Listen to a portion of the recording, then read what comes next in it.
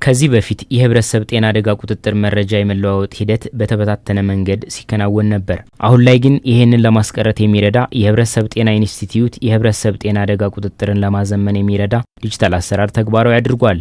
ሌሎች ሀገራት ላይ እነዚህ አይነት የበሽታ ስጋቶች እና ምልክቶች ሲኖሩ ሲከሰቱም እነዚህን ቶሎ የመለየት መረጃ መውሰድ የመተንተን በሀገራችንም እነዚህ በሽታዎች ተከስተውም ከሆነ ፈጣን የመለየት ስራና ምላሽ መስጠት እንዲሁም እንዳይከሰቱ ደግሞ የመከላከል የድንበር ተሻጋሪ በሽታ ቁጥጥር ስራዎች በአጠቃላይ በህብረተሰብ ጤና አደጋ ቁጥጥር ስርዓት ውስጥ የሚሰሩ ስራዎች ናቸው። ለምሳሌ ጭምጭምታዎችን፣ ስጋቶችን የመለየት እና እነዚህ ዲጂታል ቴክኖሎጂ በመጠቀም የትኛውም ዓለም ክፍል ላይ ከዜናዎች ሊሆን ይችላል፣ የህዝብ አስተያየቶች ሊሆኑ ይችላሉ፣ በማህበራዊ ሚዲያ ሊሆን ይችላል። እነዚህን ሁሉ ዲቴክት አድርጎ መረጃ የሚሰበስብ ስርዓት አለ የተዘጋጀ። ይሄ በኢትዮጵያ የህብረተሰብ ጤና ኢንስቲትዩት የህብረተሰብ ጤና አደጋ ማስተባበሪያ ላይ ያለው አሰራር የቁጥጥር ስራዎችን በተቀናጀ መልኩ ለማከናወን በተፈጥሮና ሰው ሰራሽ አደጋ ምክንያት የሚከሰቱ የጤና ስጋቶችን ለመቀነስና መረጃዎችንም ለመተንተን የሚረዳ ነው። የትኛውም ከዓለም ክፍል በሀገራችንም ካሉ የተለያዩ ምንጮች መረጃ መሰብሰብ የበሽታ ወይም የጤና ስጋቶች ጭምጭምታዎች ሲኖሩ እነዚህን ቶሎ መረጃ ሰብስቦ አረጋግጦ ምላሽ መስጠት የኤሌክትሮኒክ ፐብሊክ ሄልዝ ኢመርጀንሲ ማኔጅመንት ወይም ኤሌክትሮኒክ የህብረተሰብ ጤና አደጋ ቁጥጥር ስርዓትን እነዚህ የተለያዩ የቅኝት እና የተለያዩ ደግሞ መረጃዎችን ጭምጭምታዎችን ሰብስበን መረጃ ሰብስበን የምንተነትበትን ስርዓት ወደ አንድ የሚያመጣ ስርዓት ነው። በየጤና ተቋማቱ ያለውን መረጃ ለመሰብሰብ የሚረዳው የህብረተሰብ ጤና አደጋ ቁጥጥር አሰራሩ ወደ ክልሎችም ወርዶ የተሳለጠና ውጤታማ የሆነ የህብረተሰብ ጤና አደጋ ቁጥጥር እንዲኖር ተግባራዊ ይደረጋል። ይህንን ተግባራዊ ለማድረግ የሚያስፈልጉ መሰረተ ልማቶችና ብቁ የሰው ኃይልም ተፈጥሯል። ይህን ሁሉ ለመስራት የሰው ኃይል ያስፈልጋል። የሰው ኃይል ማሰልጠን አለብን። ብዙ የሰው ኃይል አሰልጥነናል። በየደረጃው ከሄልዝ ኤክስቴንሽን ጀምሮ እስከ ናሽናል እስካለው ሰው ድረስ አሰልጥነናል። ከዛ ባሻገር የምንመራበትንም እንዴት ነው የምንሆነው፣ ወደፊት ምን አይነት የሰው ኃይል ነው የምንፈልገው የሚለውን ሁሉ አዘጋጅተናል። ሌላው የሰው ኃይላችንን የምንመዘግብበት ስርዓት ነው። የሰው ኃይላችን የት ነው ያለው፣ ምን ተምሯል፣ ምን ኤክስፒሪየንስ አለው የሚለውን የሰው ኃይላችንን የምንመዘግብበት ስርዓት ትራክድ ሮስተር ያልነው ቅድም እሱ ነው አንዱ።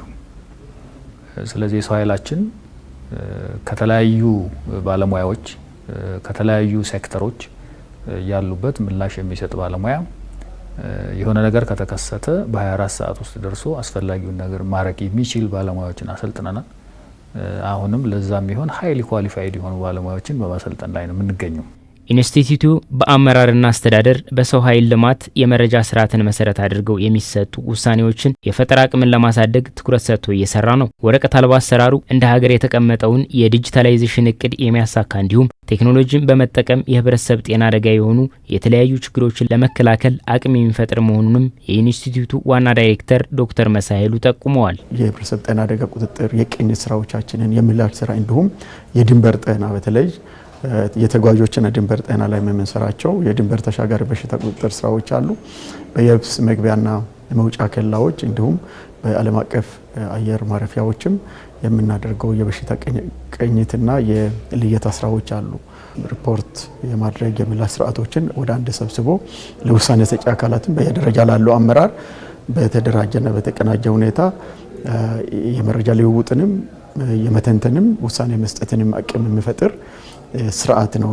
በተለይም ደግሞ መረጃ ወሳኝ በመሆኑ የጤና አደጋ ሪፖርት ላይ የተሳለጠ የመረጃ ልውውጥና ፈጣን ምላሽ እንዲኖር ኢንስቲትዩቱን ዲጂታላይዝድ ለማድረግ በሚደረገው ሂደት የተለያዩ ተቋማት ድጋፍ አድርገዋል። ከነዚህ ውስጥ የዓለም አቀፍ የምግብና የእርሻ ድርጅት የህብረተሰብ ጤና አደጋ ቁጥጥር የቅኝት ስርዓትን በዲጂታላይዜሽን ለማዘመን የሚያስችሉ ለጤና ተቋማት የሚያገለግሉ ኮምፒውተሮችንና የአይሲቲ ግብዓቶችን ድጋፍ አድርጓል። ከህብረተሰብ ጤና ኢንስቲትዩት ጋር ብዙ ስራዎችን እየሰራን እንገኛለን ከረጅም ጊዜ ጀምሮ ማለት ነው።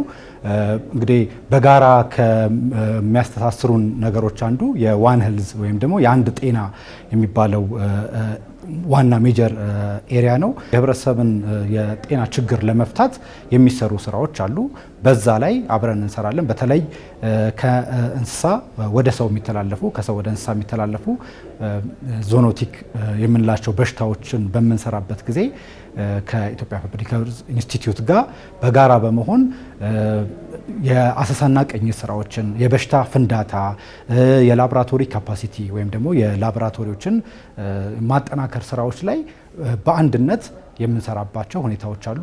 በዲጂታል አሰራሩ ማስተዋወቂያ መርሃ ግብር በአዲስ መልክ የተደራጀው የህብረተሰብ ጤና አደጋዎች ማስተባበሪያ ማዕከልም ተመርቋል።